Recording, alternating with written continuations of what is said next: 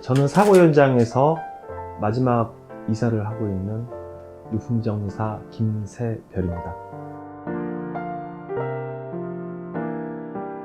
특수청소부라는 게 좀 딱딱한 느낌이고 좀 마음적으로 좀 안 좋더라고요. 원래 가까운 일본이나 외국하고는 좀 다른 것 같아요. 유품정리사의 의미가 일반적인 유품정리는 가족분들이 직접 하시거든요. 나머지는 이렇게 폐기물 업체를 통해서 집안에 있는 짐을 유품을 폐기하게끔. 근데 저는 돌아가신 자리를 특수청소를 하고 그런 다음에 유품을 정리를 시작하죠. 좀 포괄적이죠.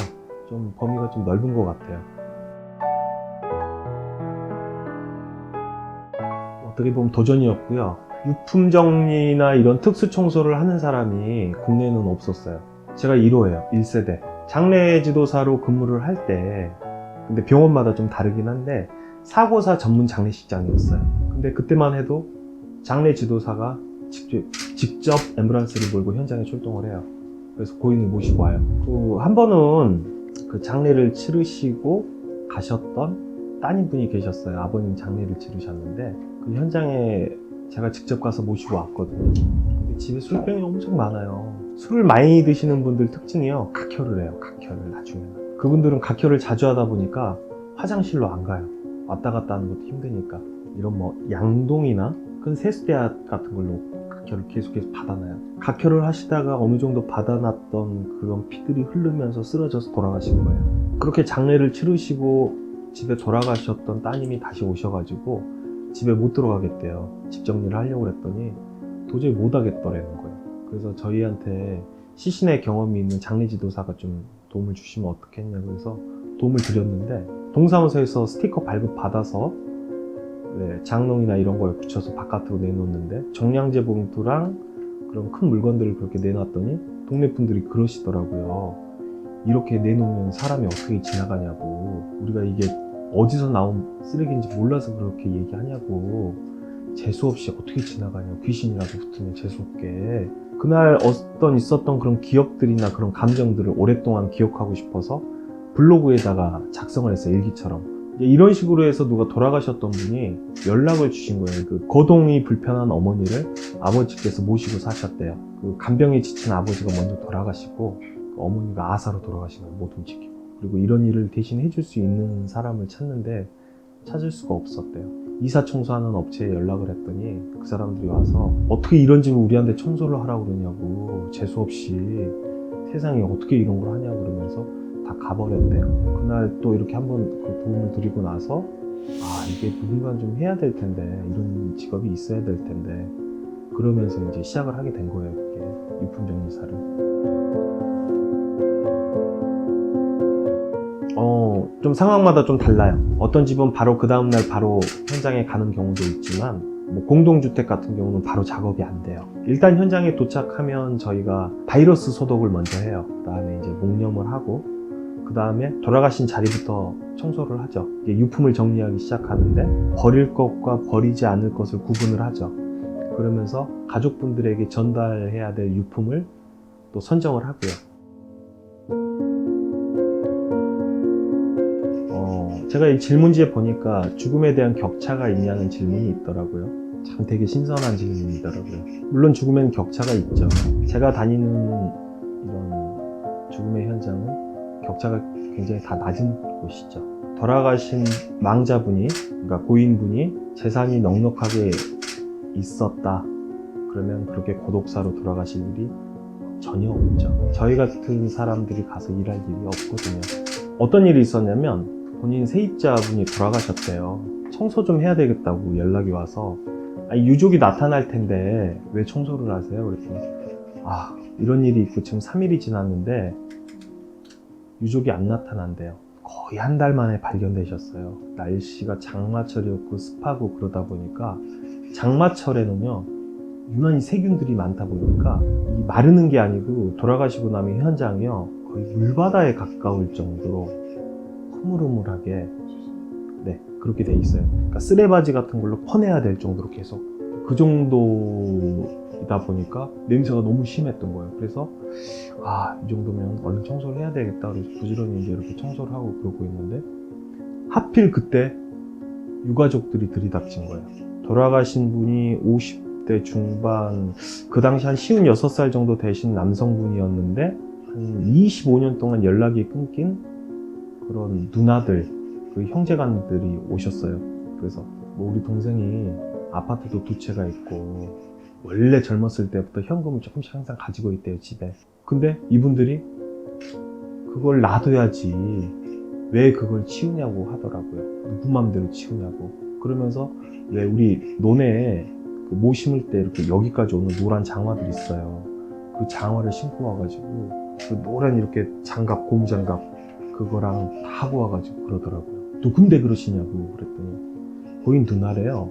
찾아보시라고. 잠깐만요, 제가 소독 한 번 더 하고 여기 마무리만 하고 들어와서 찾으세요. 그랬더니 안 된대. 그러면서 청소를 하고 있는데 막 들어와가지고 막 다 찾아요. 그 찾는 게 어떻게 찾냐면 도둑들이나 어디 세관 직원들이 이렇게 막 뒤지고 그럴 때 이렇게 찾는 게 아니고 다 바닥에 쏟아가면서 막 들추고 그러잖아요. 그런 식으로 찾더라고요. 근데 본인들이 원하는 걸 못 찾았어요. 그게 버려진 거 아니냐, 우리 동생 이불이랑 베개는 어디 있냐. 그래서 비닐에 묶어서 차에 실어놨습니다. 그랬더니 칼로 그걸 다 찢어가지고 다 뒤지더라고요. 결국은 못 찾았어요. 이거를 못 찾았는데 버려진 거다. 아유, 언니 그런 얘기 하지 마. 저 사람들이 찾았으면 찾았다고 얘기를 하겠어? 그러더라고요. 그래서 나중에는 이제 그 벽에 걸려있는 액자가 할아버지 액자, 할머니 액자가 걸려있길래 이제 일단 그거를 드렸더니 아우 냄새 나는데, 그래가지고 버리래요. 그래서 이거 그냥 버리냐고, 이렇게 사진만이라도 빼서 태워드리지. 그 잔소리를 했더니 귀찮았는지 아우 막내 네가 가서 좀 꺼내와라 그러더라고요. 그래서 제가 꺼내드릴게요.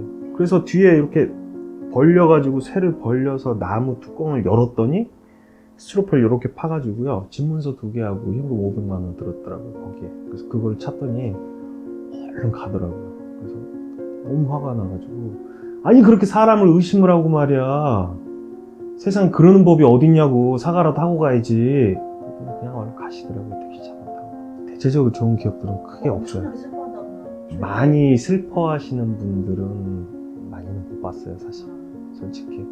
근데 그러니까 이제 그렇게 한참 만에 발견되시고 그러죠. 자제분들도 좀 어렵게, 경제적으로 어렵게 사시면 부모님 돌아볼 여유가 없죠. 드라마나 영화에서도 그러잖아요. 야, 아버지는 신경 쓰지 말고 너네나 잘 살아. 나 혼자 몸인데 내가 뭘 못하겠냐? 걱정하지 마. 뭐 이럴 수도 있고 여러 사정들이 있겠죠.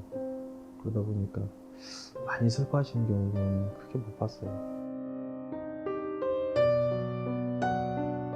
통계를 따로 정확하게 내보지는 않았어요. 근데 제가 통계를 낸다고 해서 그게 맞는 통계가 아니잖아요. 그러니까 전체적인 통계라고 하기는 그렇지만 제가 느낄 때 40, 50대 중장년층의 고독사가 한 70% 정도 되고, 그 70% 중에는 남성이 한 80%죠. 비율이 8대2 정도. 그리고 한 20%가 청년들 자살.